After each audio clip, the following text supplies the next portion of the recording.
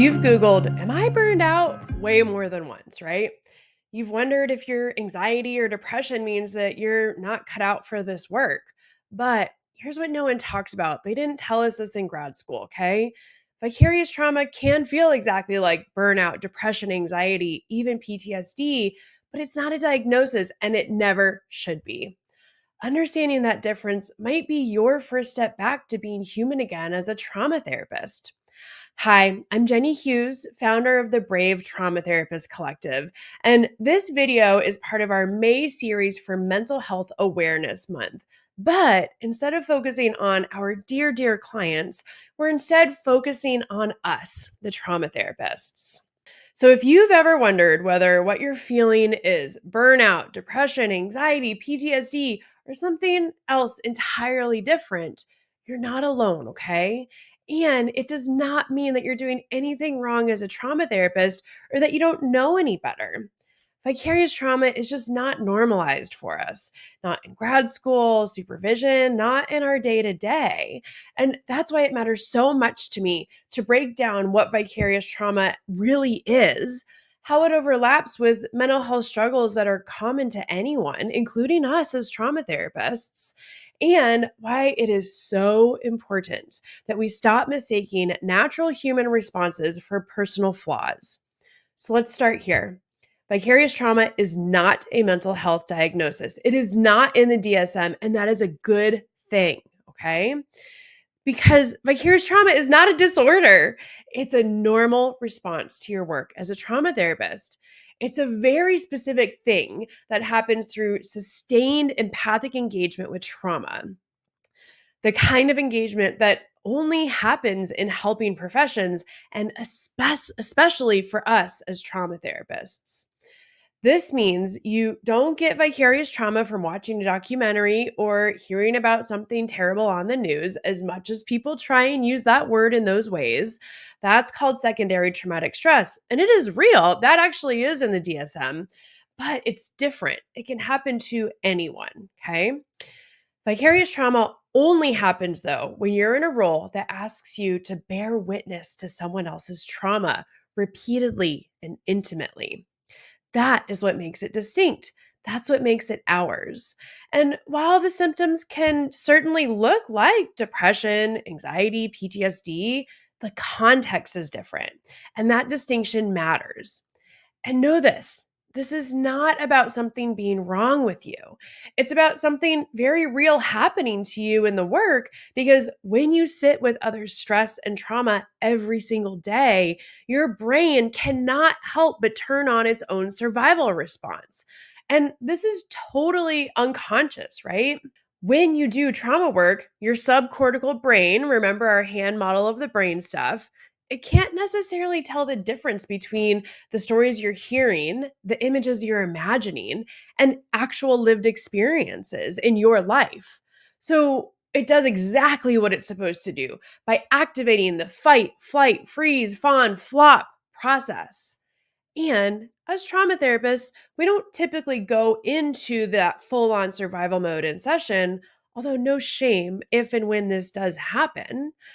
And when it is happening multiple times a day, every single week, without ways to manage and wring out that vicarious trauma, there's no way that this is not going to start impacting you professionally or personally.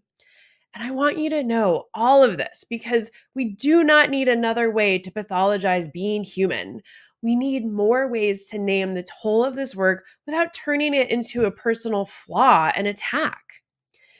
Now, maybe you've thought, I feel depressed or I'm anxious all the time now. Do I have PTSD too? And you wouldn't be wrong to wonder. Because vicarious trauma can look and feel a whole lot like the mental health diagnoses that you are trained to assess and, well, diagnose.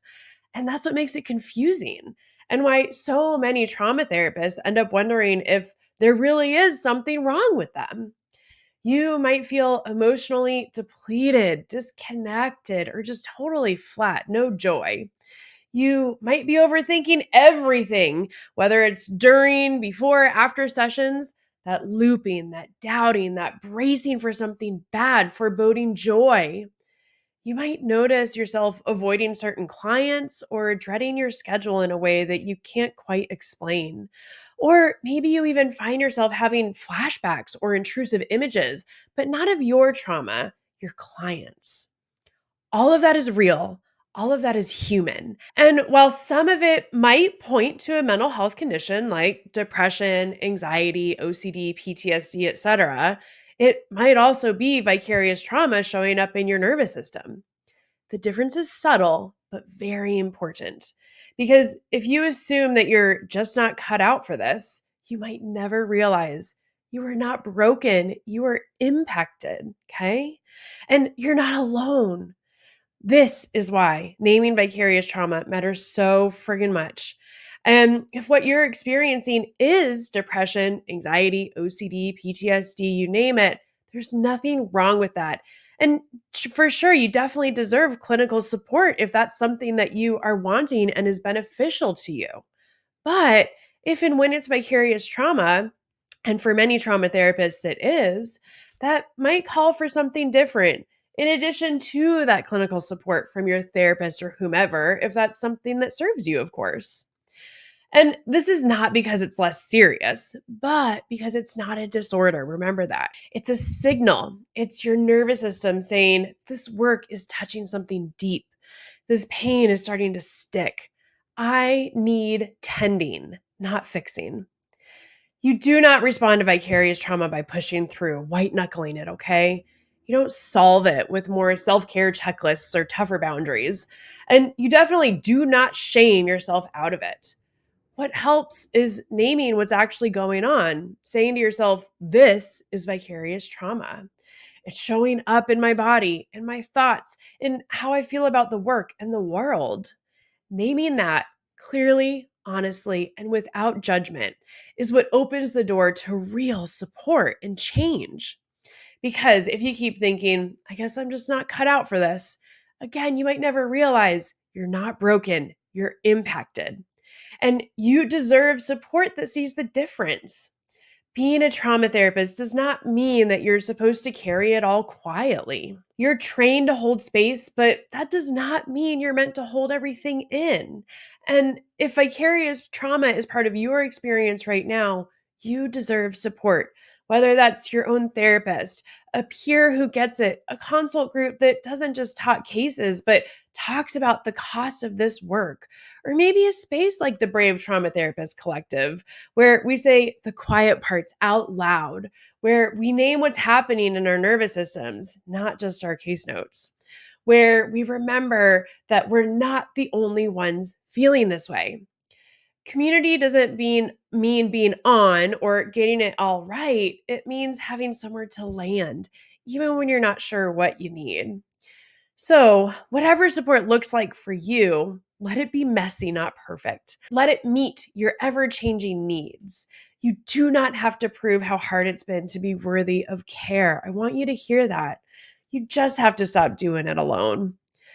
Vicarious trauma is part of this work, and you deserve support that sees the whole of you, not just the part that shows up for others. So, if what you're feeling doesn't quite fit a diagnosis, if it mostly shows up after sessions, or maybe it only started when you began this work, or maybe you do live with anxiety, depression, PTSD, and you've had moments where you wondered quietly if that means you shouldn't be doing this work, you're not broken. You're being impacted by a job that asks you to stay open to human pain every single day, by life that keeps lifing and a world that keeps worlding. And that matters. Now, if this has helped you name something, share it in the comments. You don't have to tell us what you were able to name, but just let us know that it helped.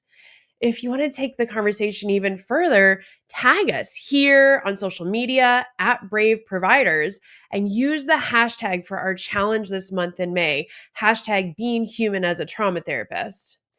Also, know that you can download my free Vicarious Trauma Tracker to help you notice and name what's going on in your brain, body, relationships, and work. It's linked in the description below, and it also includes a free mini course where I walk you through exactly how I recommend using it. Or maybe just send this video to another therapist who really needs to hear this today. You do not have to be unaffected to be effective. You don't have to be perfect to belong here. You're doing the work, you're showing up human, and that's more than enough.